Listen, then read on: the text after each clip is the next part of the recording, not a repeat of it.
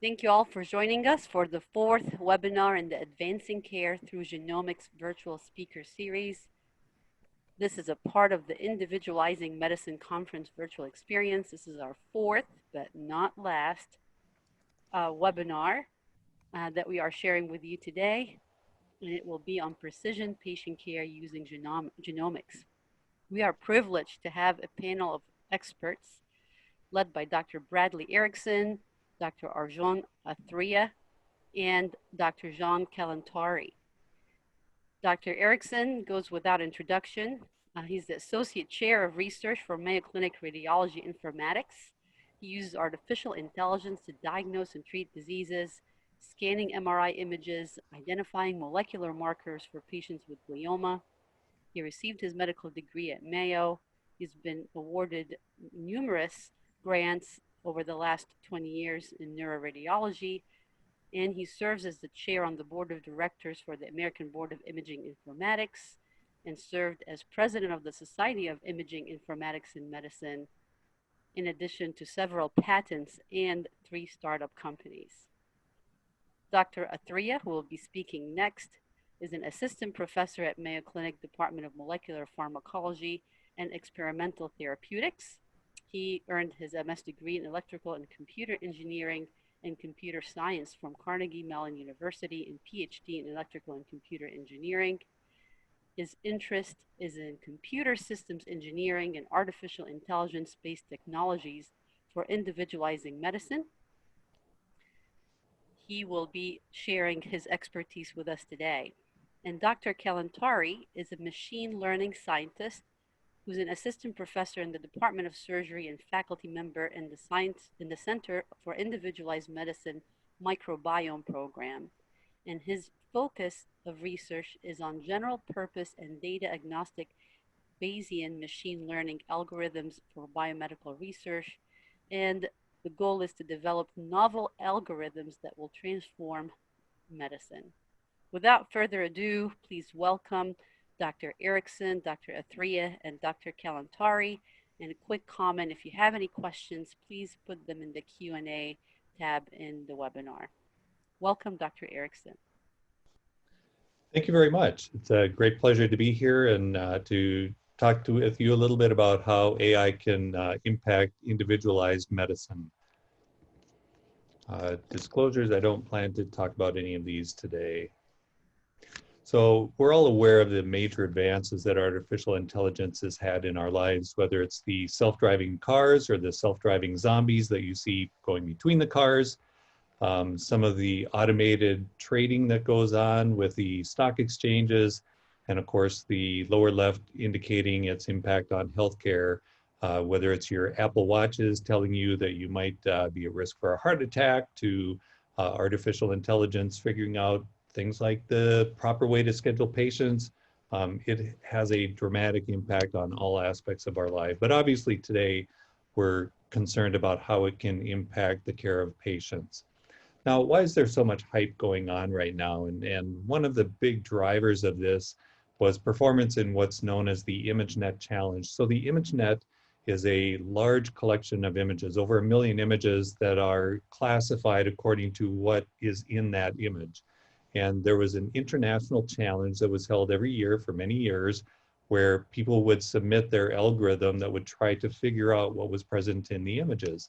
And the performance, if they got into the lower 70s, they were doing quite well, and 0.1% of improvement in that performance level was considered a big deal. And then in 2012, people started to apply deep learning technology, which is another form of AI, to this challenge of the ImageNet. And you can see that there were dramatic improvements in performance. And then actually one guy who was a Ph.D. doing some of this deep learning work tried to figure out the classes himself. And you can see that a human performs at the level of about 95th percentile or 95% right. And in the last couple of years that they ran the contest, deep learning did better than a human. And so that leads many people to conclude that anything we humans can do, AI can do better. And that's the question in front of us today, is how can we use AI to help us take care of patients better than what a human alone can do? And we also might want to understand a little bit about why is this happening now? Well, a major factor is computational power. And in particular, you may have heard of a company called NVIDIA. And NVIDIA started out by making chips for your computer that would make graphics go really well. And if you have kids that do gaming, they definitely know who NVIDIA is because they are the leader in gaming computers. But some clever people figured out how to map the calculations for deep learning onto the GPUs, and that resulted in a substantial increase in the amount of computational power for a certain amount of cost. And so that has certainly accelerated the field of artificial intelligence. The second thing is that there have been some important theoretical advances, some understanding, some of which are relatively non-intuitive. For instance, you probably know about neural networks that act like a brain where you have simulated neurons and axons and such. And one example, a theoretical advance that turned out to make a big difference is that actually dropping nodes, essentially Alzheimer's disease, improves the performance of these networks. And that certainly is not intuitive at the start, but after people started to think about it more and do some modeling, they realized that really that represents multiple systems that each learn different aspects, and then it combines them at the end. The third factor is boatloads of money and data. And you have companies like Google and Facebook and Apple that are putting billions and billions of dollars into these algorithms. And to their credit, they are releasing the training algorithms out free for people like us in medicine to use. And one reason that radiology in particular has been at the front is because we've had digital data now for several decades. And so a lot of our data was immediately available for computation. I suspect that as more and more of the rest of medicine becomes digital and to have a long historical record, that the advances in other areas of medicine will rapidly catch up and start to surpass radiology. When we think about artificial intelligence, there are a few categories of applications that we can do. From statistics, you're probably familiar with regression, which is where you're predicting a continuous variable from inputs.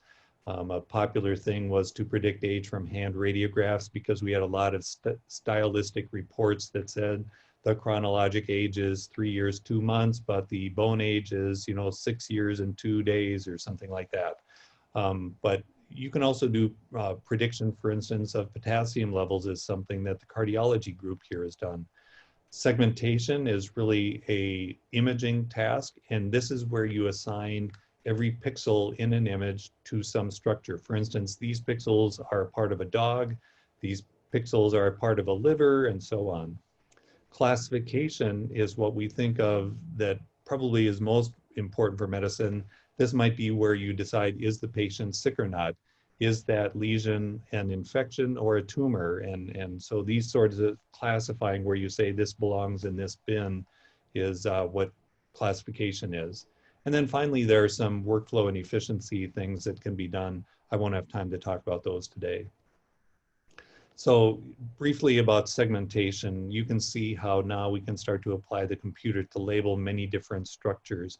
And there are some really cool things that you can do once you can start to apply this pervasively in medical images. So, it would be really laborious or tedious for having a human to label all the pixels in an image as visceral fat versus subcutaneous fat and measure all the muscle. But a computer can do this in a second or two. And so now you can start to do very precise body composition measurements. And it turns out that that has a lot of value for thinking about the health of a person. National Geographic, for instance, said it's not the fat, it's where it's at. And this is the apple versus pear shape. And we hope to get much more quantitative about that as we measure these factors and look at the relationship to various health risks. But we also know that it has an important value in predicting how well a patient will come through major interventions like major surgery or on treatment for oncology.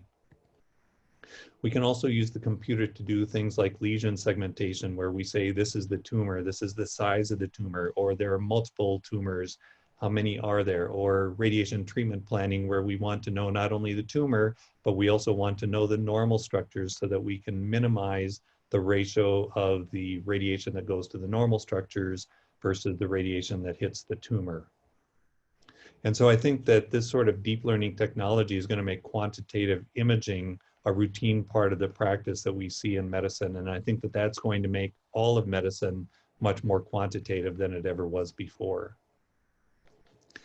Classification, though, I think is probably the most interesting thing and what we probably most frequently think of when we hear about AI being applied to medicine. This is where we say a disease or finding is or isn't present, or we decide whether it's a disease or not, or we decide whether it's progression or response to a therapy, but also we can start to predict molecular and genomic properties. So for instance, there was one famous paper looking at the use of AI to identify major classes of findings on a chest X-ray. They used natural language processing to at least try to guess what the general categories were. They had 14 different general categories of pathology, and you can see here for these 14 different categories how the computer compared with chest radiologies. And while there were some differences between them, only in the case of emphysema was there a statistically different result or statistical difference between radiologist versus AI. Now, in this case, the radiologist did do better, but when I talked with some of my friends of mine who were on this study, what they said is that, you know, emphysema is such a common thing. Oftentimes the report did not have the report of emphysema in there, but when the people knew that they were being tested on this, they would report it more frequently. So that probably is even a red herring. So I think the conclusion is that AI probably can do essentially human level performance for many of these diagnostic tasks. So that's cool, but you know, I'm really not convinced that AI is going to be a good replacement for humans, but I think there are some cool things that it can do. And one example of work out of my lab is prediction of molecular markers using MRI. So here we had about 500 subjects. We used just the standard T2 weighted images from multiple sites. We did not have any human input. We didn't say this is the tumor or not. It's fully automated. We held out 100 of those cases for testing and trained the AI on the remaining 400. And we do kind of a stepwise prediction where first we predict whether or not it's IDH mutant, which more or less is this a GBM or not? If it is a mutant, then we look for 1p19q, which is more or less, is it an oligodendroglioma or not? And then we can also do things like MGMT, which is an important modifier. And you can see that our prediction accuracy is in the 90 to 95% range, which is really quite dramatic. And I think what's really cool is that when humans look at these images, for the most part, they can't tell that these things are going on. They can't predict anywhere close to that level of accuracy. So the point is that AI is finding some texture, some property in these images that reflect the underlying molecular properties. And quite frankly, when I went through training or, you know, just a few years ago when we started this study, I would not have believed that this was true.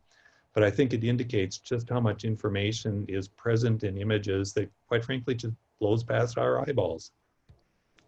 And that gets to an important thing about deep learning versus the traditional machine learning methods. Back when I was a grad student doing machine learning methods, the first thing that we would have to do is write code that would extract the features. So the feature means things like how bright is something, how sharp is the edge between one structure or another. And it was tedious to find those features that were important. We didn't always know the features that were important. And oftentimes the way we calculated the features was very specific for the type of image used. And so it was what we call brittle, which means it broke anytime the images changed just a little bit. After we did the feature identification and extraction, then we would feed it to a classifier that would figure out the appropriate weights. With deep learning, we have so much computational power, plus we have this new convolutional neural network type of technology that can leverage the GPUs. And so the identification of features as well as the appropriate weighting of those features is all combined into one algorithm. And so that means we don't need to know what the features are, as well as we don't need to know how to calculate those features. And that's really a big advance. And it allows us to find things like molecular markers something that we, quite frankly, would have no idea what the appropriate features would be. So I just talked at length about brain genomics, but in fact, there are a number of other areas where AI applied to medical imaging can predict genomics or other molecular properties. In fact, I just did this search on Google today, and it shows that there are about 1,560 academic papers for this terminology, deep learning radiogenomics, from either CT or MR. And here are a few other examples, for instance, with lung cancer or pancreatic cancer. So I think we can start to get a handle on genomics or molecular properties. And I think that that means we might think about how imagomics, for instance, can be applied for patient stratification. We often use molecular markers, but some of the reasons that we might think about using images instead is that we see the whole tumor, not just the tiny piece that was sampled. There may also be more complex gene-gene interactions going on, and if we don't have the proper way to survey and find out about those gene-gene interactions, that may be a problem for patient stratification. We don't know about the host and how the host is reacting with that tumor. And we also don't know things like body habitus with a genomic marker, but imaging can do that. Even things like if there's a lot of fat and the drug is absorbed into the fat, that may affect dosing. So I think that we should look more closely at how we can use AI with images in order to improve patient stratification. Now, this sounds all great, and you may say, I'm ready to sign up, but it's important to recognize that there are also some challenges to this. And we often say that data is the new oil, but there are some important things to recognize. When you think about oil, well, oil has to be refined in order for it to be used, and we have to think about how we refine our data in order to really make it effectively used by AI. And of course, we also have to have enough oil. And, in the 70s, that was a big problem. Fortunately, we figured out how to get new sources of oil and new sources of energy. And I think the same thing is happening in the world of AI. In fact, if you know what deep fakes is, there's a technology called generative adversarial networks, or GANs, that we can use to augment the often limited data sets that we have in medicine. So just a little bit about data augmentation. Here's a picture of a cat. And if you only fed that one version of the image in, it might learn very precisely that the cat has to have its head cocked this little bit of a way and it has to be standing up. But if you create many variations where you rotate it a little bit and crop it a little bit different, it will force the AI to generalize and learn much more generally what a cat looks like. And we can do the same thing with medical. And in fact, there are papers now showing that GAN augmentation of data sets to create these variants can do a much better job of training the AI how to do classification, for instance. Some of the work we've done, we actually have gone through and deleted images, which unfortunately sometimes we're missing certain image sets, and we've used GANs to generate them. And we've shown that, in fact, we can generate images that are just as good as the original. So I think GANs are going to be a key technology in successfully applying AI to medicine. So for the doctors out there in the audience, you may say, well, why do I need to learn this? Can't I just let Google or the technology companies learn them? And, it's a little bit intimidating. As Arthur C. Clarke said, any sufficiently advanced technology is indistinguishable from magic. And I think for a lot of doctors, AI can sound like magic, and it is certainly an advanced technology, but I think there are some key concepts that are critical for doctors to understand. First of all, because it has incredible potential to improve patient care. Eric Topol, who's a well-recognized expert in this area, says, there's nothing I've seen in my 30 plus years studying medicine that could be as impactful and transformative as AI. And conversely, it also has incredible potential to harm patients. The health industry experts say, if it's not applied correctly, or if it's trained on one type of patient and you think you have that type of patient, but in fact it's different, it would be easy for it to make a misdiagnosis. And the complexity of the calculations often lead people to talk about it as a black box. And I don't quite agree with that terminology, but I certainly agree that the calculations and the methods are complex, and we need to understand that.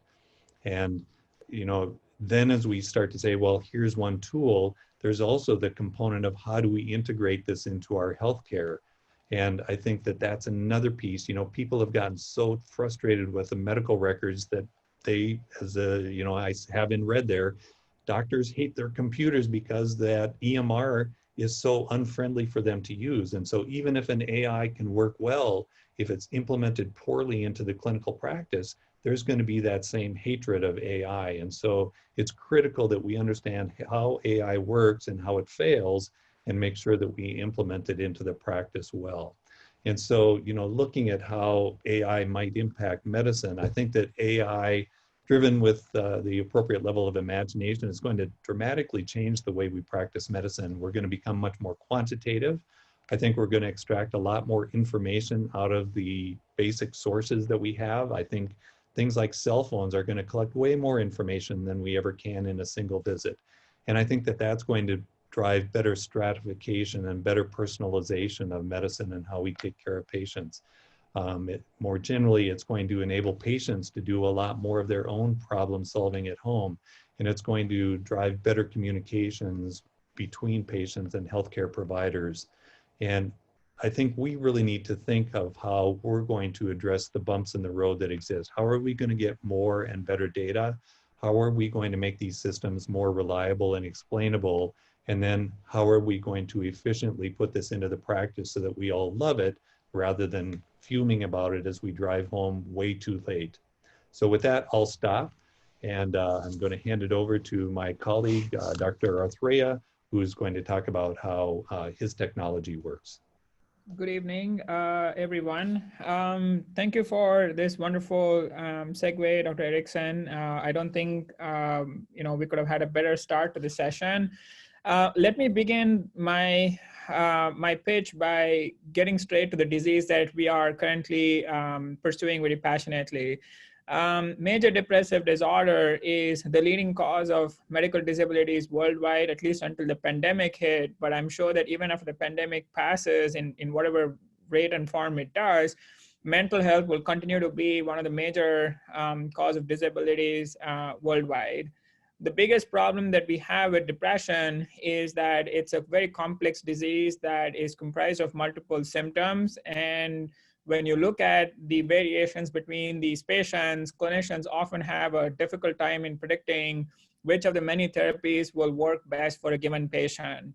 The other fascinating aspect of this disease is that it affects women more disproportionately than men. So there's twice as chance for a woman to get depressed than as a male, and that creates another interesting sex-specific aspect of this particular disease that is often overlooked in many clinical settings.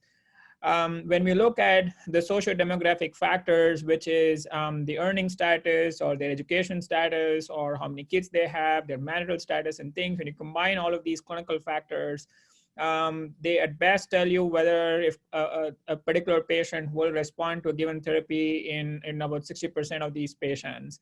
And that's clearly not a good benchmark for clinicians to decide whether or not the demographic factors alone can help choose between therapies for treating depression.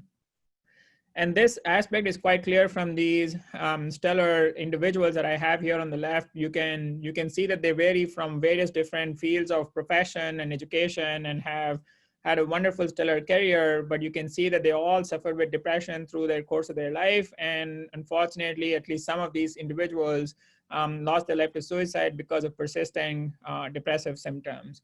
Because of the fact that clinicians can't predict the treatment outcomes ahead of time, there's a trial and error process where they begin on one antidepressant and then they wait for 8 to 12 weeks for the therapy to finish. And then if the patients are not feeling well, they switch to another one. And then there's at least about 5 to 6 different therapeutic trials before patients achieve remission or a near lack of depressive symptoms from therapy. And what it means is that during every single treatment failure, patients continue to report, hindering of their normal functioning, and it also causes an immense cost of care on the healthcare system in terms of their adverse side effects and and their inability to conduct their normal life. Clearly, the bottom line is that the depressed patients deserve better care, and they deserve the kind of precision that we have now achieved in treating some of the cancers, such as breast cancer, where we're using molecular biomarkers to decide which therapy works best for a given patient. So at the heart of my talk today is to introduce how we have begun to individualize therapy for depression in the era of genomic medicine, and how are we leveraging artificial intelligence and other learning techniques and combining with genomics data to help us decide whether or not a given patient will benefit from a given therapy. And most importantly, I will tell you how we have engaged with the clinicians and are building frameworks to even better engage with the patient so that we can convey some of the results that we get from these frameworks to enable a very interesting shared decision-making process in individualizing therapy going forward. I have no financial disclosures to make. So the current program that I run at Mayo is called Angel AI, which is an active engagement for proactively individualizing medicine. We leverage large-scale, population-scale biobanks that have genomics and other biological assays. We also integrate that with physiological measures that we can get from smartwatches, and also tied down to some environmental factors that we can get from the patients in terms of their lifestyle, and also see whether if they have had a history of medications that might be a conflicting factor for drug therapies that will come as in the later stages of their life. And all of this, when combined in our learning frameworks or in the analytical frameworks that we develop, we can advance discovery science by providing a prioritized list of candidates that can be experimentally studied in the lab, and thereby come and say, here are the biological mechanisms of why patients respond to a given drug, or here is why the disease evolves the way it does. But most importantly, we can also bring this back straight into the clinic, where we integrate these tools and their insights in the point of care and provide the outputs from these models in a way that clinicians can understand, abstract, and use it, as opposed to be given a warning that they can easily ignore and move on. So we want to minimize the amount of burnout and the effort that clinicians would experience in otherwise getting alerts that are not necessarily individualized. We're very fortunate for funding from the National Science Foundation and some very exciting collaborative partnerships with the industry. One of the compelling frameworks that came out of this program, and primarily from my doctoral thesis, is a framework called Iman. It's analytics and machine learning for omics and clinical big data. As Dr. Erickson said at the time when I was getting my PhD between 2014 and 2016, 2018, deep learning was not necessarily at the top of the buzzwords, but somehow it became a thing in 2016 onwards. And so we went with the word machine learning, which was the buzzword at the time. But nonetheless, the framework is expandable to many varieties of learning techniques that leverages very high intense computational infrastructure, and can assimilate multiple types of biological data and integrate domain expertise from physicians based on their notions of what the patient's characteristics are and the drug response characteristics are. We can leverage a lot of natural language processing in terms of using electronic health record information. And at the heart of this framework is the ability to subtype the patients either at the molecular level or at the clinical level, and follow these stratified patients over time as they're exposed to the treatment. So in a sense, what we are really doing is using the drugs as a probe to understand how they respond to the therapy, but also map it back into the biology so that we can go back and understand how these patients are responding to therapy, why do they respond to a given therapy, or why will they not respond to a given therapy, and provide very excellent hypotheses to go and pursue in the laboratories. And this is at the heart of individualizing treatment management, because going forward, we can say that if a patient has a certain genomic characteristics combined with the clinical measures that are routinely assessed in the clinic, then we can say that by augmenting the genomics data with the clinician's know-how of the disease, this patient is predisposed to a certain efficacy of these drugs. And so here it is. So therefore, the patient, if it is beneficial, can be initiated on the therapy. If not, we can look for an alternative strategy. And developing these longitudinal models has also some excellent benefits in terms of long-term disease prognosis, because we are very interested in the process of aging. And we also know that these drugs are also not a zero-sum game in terms of the fact that they have long-term consequences. So we can longitudinally follow a lot of these patients and ask ourselves, will this patient achieve a sustained outcome in terms of the therapy, and will it lead to any other downstream consequences for the patients? From a clinician's perspective, we provide some excellent visualization, because then in addition to providing a simple English readout of what the recommendations are, we can also provide a visualization and say, in the given patient population that we have studied, where is this particular patient fitting in and how are they going to respond to the treatment in terms of a visual curve. So this is a framework that is currently being prospectively validated at the Mayo Clinic in treating depression, and is now being expanded to many other diseases that we will talk about subsequently. So here is how we have enabled or brought in genomic medicine, or enabled pharmacogenomics at the point of care in clinical psychiatry. And the main goal here is to predict 8-week outcomes of primary antidepressants like selective serotonin reuptake inhibitors, which are the main go-to antidepressants before any other conventional therapies are chosen.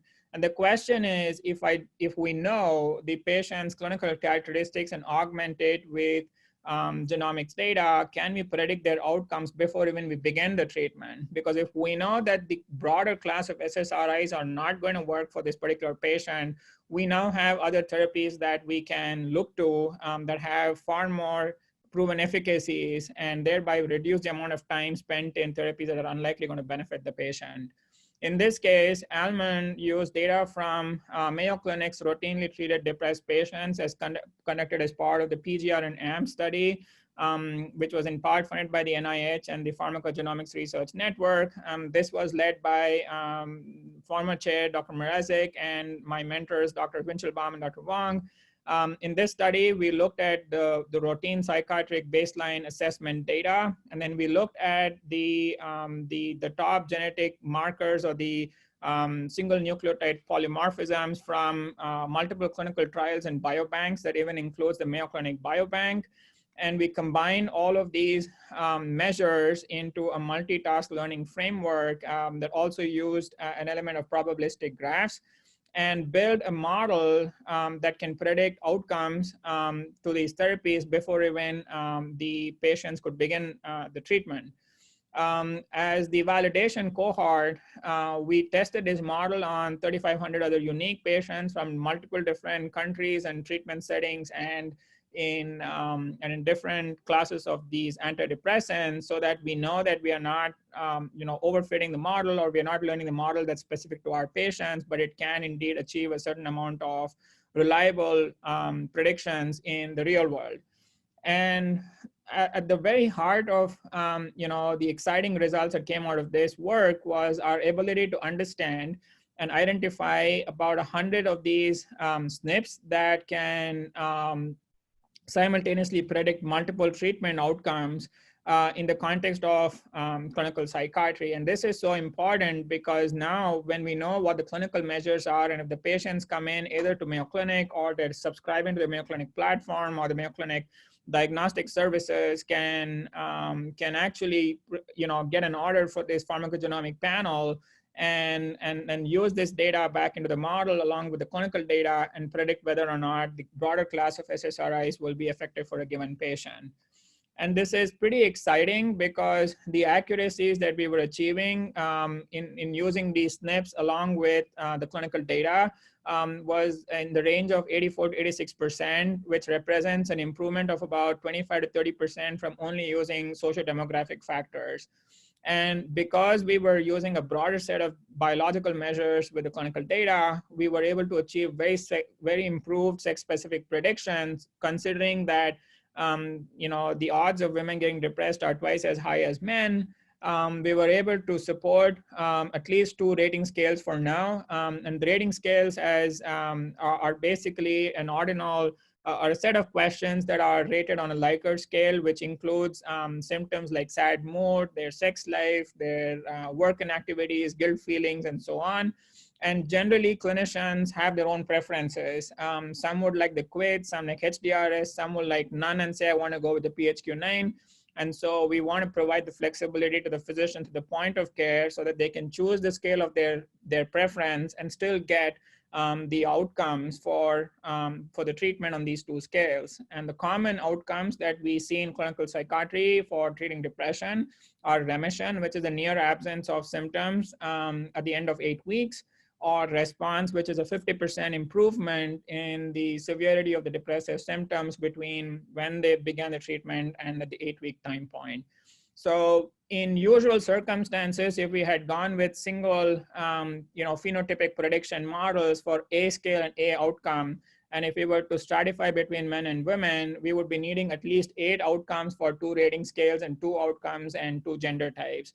And clearly that's a nightmare when it comes to generalizing or convincing physicians to adopt, because then not only are we limited on the number of data types and data sets that we have across each one of these constraints, but we also will have a very hard time in convincing physicians to adopt it if it's not catering to their favorite rating scale and their favorite outcome. So we believe that in the field of pharmacogenomics and in clinical psychiatry, this is a very unique gene panel that we have that can simultaneously support over 8 clinical psychiatry phenotypes. Now that we have something that can be predictive, the question is, how do we provide this in an interpretable manner that can earn the clinician's trust at the point of care? So on the left side here, you see the squiggly lines, which is actually not a work of Picasso, but it's actually the actual variations in the depressive severity of our own patients, of 800 patients going through SSRI therapy for 8 weeks. And I understand that a lot of physicians are very proud when it comes to memorizing really big textbooks that we engineers can never get to. But at the end of the day, memorizing these kinds of patterns for every single rating scale is quite difficult, if not impossible, and surely not possible for us to memorize these patterns across multiple rating scales and expect every single doctor in the world who prescribes SSRIs to know these. And so there's a complexity involved in understanding and even assimilating how depression severity changes over time. What we did with probabilistic graphs was to reduce the complexity in a way that we can still understand how depression severity changes over time, but monitor these changes in the stratified patients that Almond is really good at doing, and explain these variations in as fewer paths so that clinicians now have a clear view of where the patient fits in, how they change at 4 weeks, and what is their likely outcome at 8 weeks. And we were able to show that in about 8 trajectories, as opposed to thousands of these trajectories that you see on the squiggly lines, we were able to explain 90% of the overall variations in the way depression changes over time. And because we had a much simpler explanation of the outcomes, we were able to develop a clinician-friendly interface that can be accessed on a mobile phone or an iPad or on a desktop, wherever the physicians are treating the patients in primary care settings. It could be oops, my pager goes, or it could even be in psychiatric clinics. The question is, once they have the inputs for the improvements in the depression severity or their pharmacogenomics data, then we provide a very basic English readout, which is something like this. If a patient's depression severity has changed or changes from 21 to 11, and 3 out of the 4 core symptoms or 5 symptoms improve by 2 points, which is the Likert scale scoring, then the most likely outcome is a response. And here is the statistical guarantee or the statistical confidence that we have with the outcome. Now, this kind of an interactive outcome or an output that comes from these models begins to tell the clinicians what is the likely change that this patient will see, and provides a basis for them to understand if this is a recommendation or a guidance, as opposed to a generic warning that may not be individualized at all. So we kind of got away from making AI as a black box, even though, as Dr. Erickson said, I don't really like the term either. But at the end of the day, it was providing the clinicians a way to interact with these framework and get the answers in the way that they understand and they appreciate and are willing to act on. And this really was exciting because when the accuracies are what they are and they began to sort of like provide an understanding of what it can be in terms of making decisions at the point of care, it opened up a Pandora's box in terms of what are the other diseases and common chronic conditions that we can expand Alman's portfolio to, so that the same philosophy and the same way in which we provide the outcomes to the physicians will be more broadly and easily accepted, so that we can minimize the barrier between going from theory to practice. So in the new work, or in the current work that we are building on based on the work in depression, we have a grant from the National Science Foundation that allows us to understand the interactions between the genomics data and the clinical data, and provide a way to not just predict the efficacy, but also see if we can predict the myriad of adverse drug reactions in these patients, so that we can begin to provide a portfolio of an individualized drug response at, in the electronic health records. And this requires us, and this is really, this is where I would say it takes a village. So we are working with, what I call is a three-shield effort. We have physicians who are working with us from the perspective of reducing burnout because of providing alerts that may not be individualized. So we want to see how the AI can actually be consumed and provided in a way that physicians don't feel like this is an added burden to their practice. We are also working with experts in genomic medicine like Dr. Lazaridis, who has a very novel study running called Tapestry, which is funded by the Center for Individualizing Medicine. And we are expanding our portfolio to adolescent depression, which is a massive societal problem, rheumatoid arthritis, where the treatments are expensive. And we also know that half of these patients don't respond to these expensive treatments. And we are looking at congestive heart failure, which is and also very large chronic conditions in the world. And last but not the least, we have not forgotten the physician's perspective, which is where we're working with bioethics experts like Dr. Sharp, and are engaging actively with graduate students to make sure that we are training the next generation of physicians and bioscientists who can adopt and routinely work with AI technologies and computer scientists in advancing healthcare sciences. So in sort of bringing the technologies to bear at the point of care, here are the lessons that I learned as a graduate student, as a computer scientist coming from a completely orthogonal field as far as I'm concerned from healthcare. I still think I don't know much about healthcare at all, but here are some of the lessons that I learned. Naturalistic data is critical. As Dr. Erickson said, that is the real currency. We have plenty and plenty and plenty of clinical trial data sets. There's no dearth of clinical trial data sets for almost all of these drugs. Unfortunately, the problem that we see is that when you apply a whole bunch of these inclusion exclusion criteria for patients to get into the trial, unfortunately, the characteristics that we see in these data sets often don't match up with the characteristics of patients in routine practice. A good example in depression therapy is often we exclude patients who are on multiple medications that may be hard, blood thinners, it could be treatment for the diabetes and such.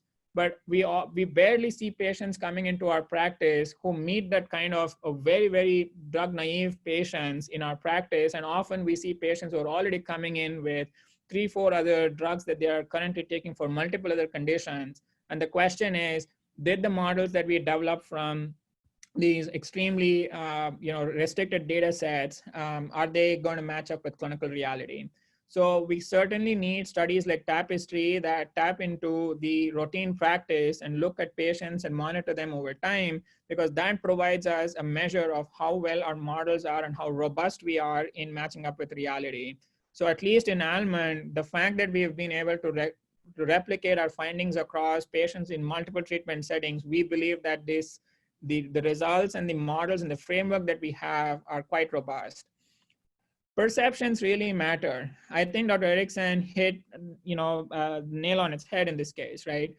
When I worked with the psychiatrists for almost a couple of years, it was very hard for me to get myself across to them because they felt that we were a bunch of computer scientists coming from another part of Midwest, and our job was to replace their judgment.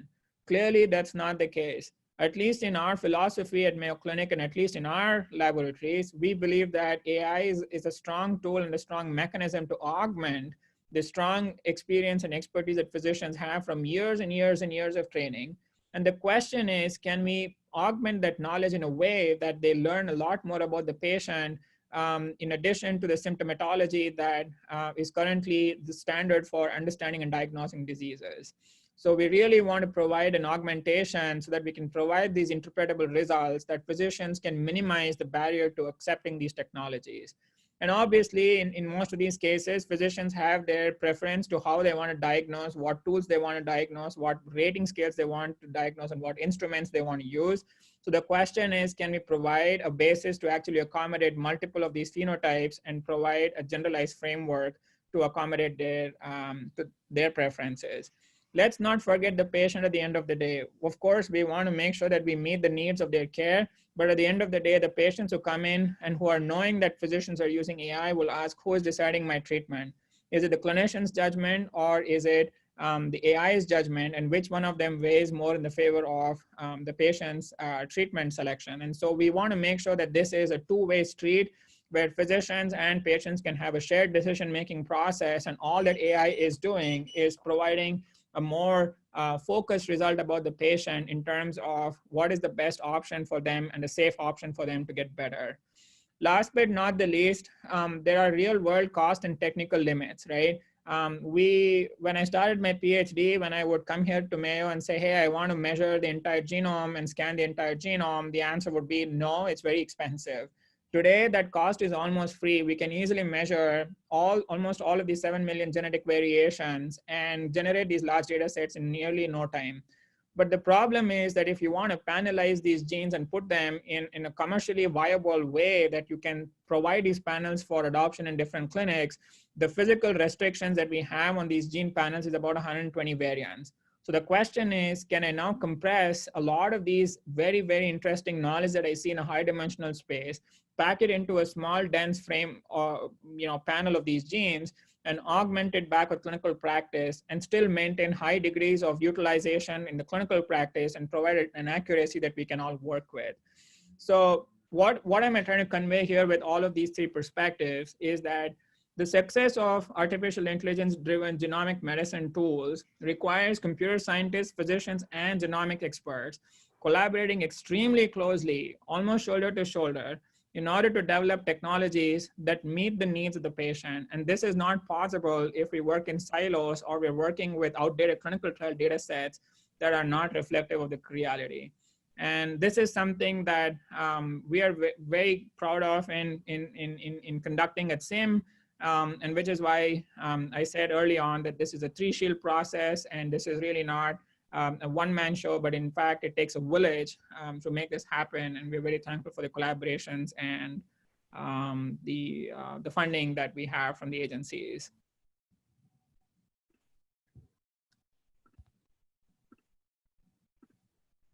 Everybody. My name is John Kalantari. I'm an assistant professor and associate consultant at the Mayo Clinic in the Department of Surgery and Department of Health Science Research. And today I'll be providing a high-level overview of our work in causal artificial intelligence and its application in omics medicine. So every presentation about causation usually starts with the saying, correlation does not imply causation. Everyone has heard this, but understanding it is a bit more involved. And a good way to explain this is by using what's known as a Reichenbach's principle of common cause. This is a fancy name for a simple thing, and it means that every time that you observe a correlation between two random variables, X and Y, that this correlation can be due to one of four possible causal explanations. It may be due to X causing Y causing X, it may be that there's something else that we didn't observe, which is the cause of X and Y, which we call a confounding variable. Or it may be that there's something else that's conditioning the collection of data that you're performing on, and we call that selection bias. And the reason why we scientists often repeat this phrase when we use predictive models, AI, machine learning, deep learning, is because many of these algorithms and frameworks don't really tell us much about the directionality or the relationship between our variables. They simply tell us that they're related in some way, not necessarily that the causal structure what it is and what it is that underlies these patterns that we're seeing. Now, the field of causal inference and causal AI allows us to go a step beyond traditional machine learning methods by providing formalisms and a framework for differentiating between causes and effects. And this has implications in medicine, where knowing what causes a disease allows us to discover and identify new biomarkers, individualized treatment targets, and better yet, preventative countermeasures. And one of the first areas that we've been applying causal AI methods has been in the field of cancer biology. Cancer has long posed significant challenges for scientists and clinicians who have sought to better understand how to treat it, cure it, and prevent it. The problem is, though, we know it exists, but we just don't know why or when it's going to occur. And in the United States, nearly 2 million people get diagnosed with cancer every year. 42% of those diagnoses are potentially avoidable if we know what causes them. And in the case of colon cancer, which is one of the most deadly, more than 85% of diagnosed tumors are potentially avoidable if we know what their true causes are, and therefore they're possibly preventable by better diet and lifestyle choices.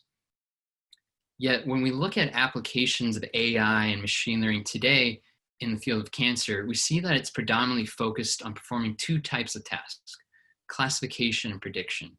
And although these types of applications have led to new ways to classify various subtypes of cancer, as well as the discovery of new biomarkers for detection, they don't get us any further in understanding causality or the mechanisms underlying cancer progression. And this highlights one of the challenges in cancer research. We don't know how or why cancer occurs, so we can't make recommendations on how to prevent or treat it. Any past attempts at building causal models of cancer have either been incomplete, required human curation, or have taken decades to discover. And this is because we have no way to determine how many paths to cancer exist, what causes them, when they occur, or how they can be treated. So the natural question is, why haven't we figured this out yet? And basically, there's two problems that prohibit most methods from working. First, cancer is very complex. There are a lot of possible causal mechanisms involved, and as a result, there are a lot of different types and sources of data to consider. And to make matters worse, no two cancers are the same. And that's because of the variety of clones that can be found in each tumor. Basically, a clone is a group of cells with the same set of mutations. And these differences in clonal composition gives rise to the sample heterogeneity that we see between patient tumors and within a single tumor itself. And unfortunately, current AI and machine learning methodologies are just not equipped to handle this complexity, heterogeneity, nor account for causality. And that's because we're thinking about it wrong. Cancer is not just a pattern recognition problem. In many ways, it's a causal game of cell evolution. And in this game, a cell acquires mutations that are advantageous in its survival and competition with other cells. And after each time step, the most competitive tumor cells begin to dominate the environment. And that's until one or more cells acquires additional mutations that make it superior to its neighbors. In which case, the cancer cell with the most beneficial mutations will have acquired all the necessary skills to outcompete new cells and weaker neighbors, as well as evade the human immune system. And so we can think of these mutations as the causes or the actions responsible for transitioning a cell from one state to another, healthy state to cancerous state. And so when we get a tumor biopsy from a patient, what we see is a diverse population of winners. In other words, the clones found in a tumor have already won the game of cancer. All we need to do is figure out what causes and what states are the most important for each clone's survival and competitiveness. And by using the laws of evolutionary biology, we can infer the relationship between these cancer cells in order to generate the mutational history of each winning clone. Now, we don't want to play the game of cancer. We want to stop it before any clone wins. And to do this, we need to know what mutations or causes are the most beneficial for survival and competition. And this will tell us what to target or what to block so we can prevent cancer from progressing or spreading. And this has implications for cancer prevention and drug discovery. And so one of the techniques that we turn to is from the field of reinforcement learning, which is a subset of machine learning techniques that focus on learning from interactions within a given environment. So the most common examples of reinforcement learning today are from the fields of gameplay, robotics, and autonomous driving. And in those examples, the algorithms continuously interact with the environment until it learns a set of rules that allow it to become an expert in achieving some task. And the best way to identify the most important causes or actions is to use tools from reinforcement learning, specifically the reward function, which encodes the incentives and preferences of the dynamic agent that you're trying to model. And as you can imagine, even for a simple game like Super Mario, there can be multiple reward functions influencing how an agent behaves. So the question is, how do we outsmart cancer before it wins? We learn what incentivizes tumor growth and spread, and we block it.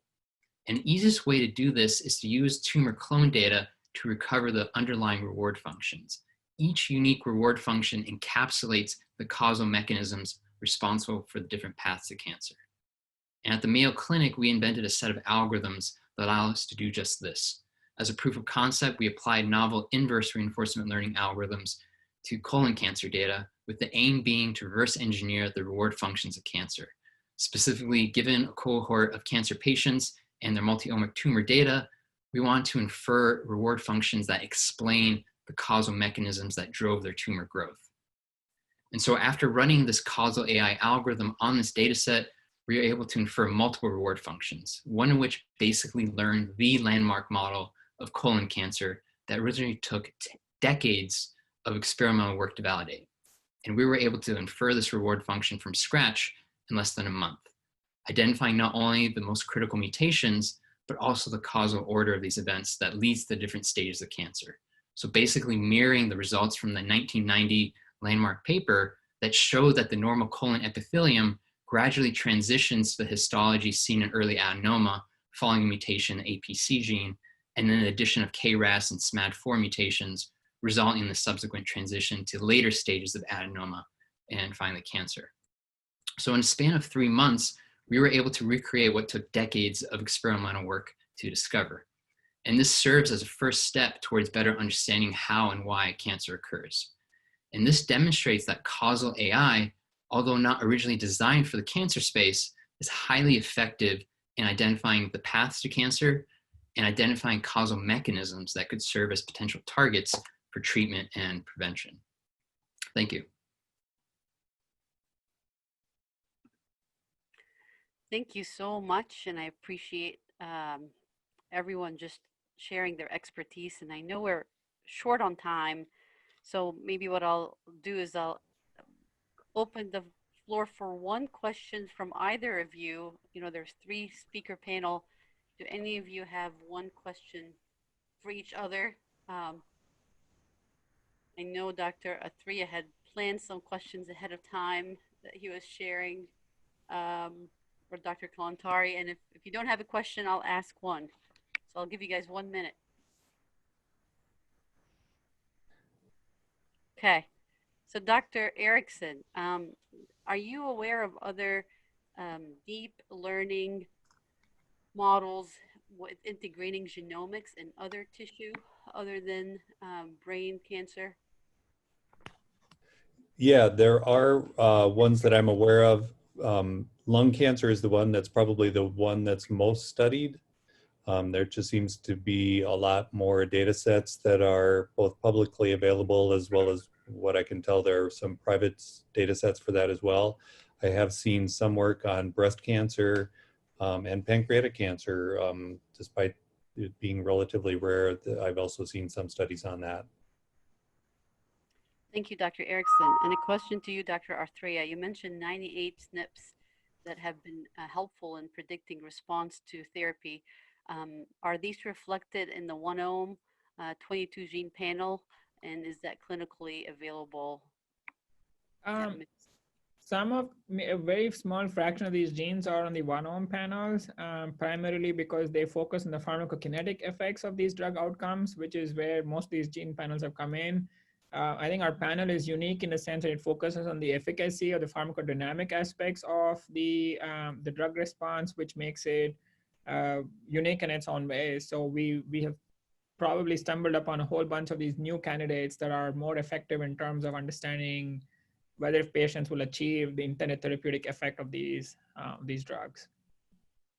And we are right at the hour. There was a question to you, Jean, about if your project focuses on mutations in driver genes only or others? I don't know if you have a 1-second Yeah.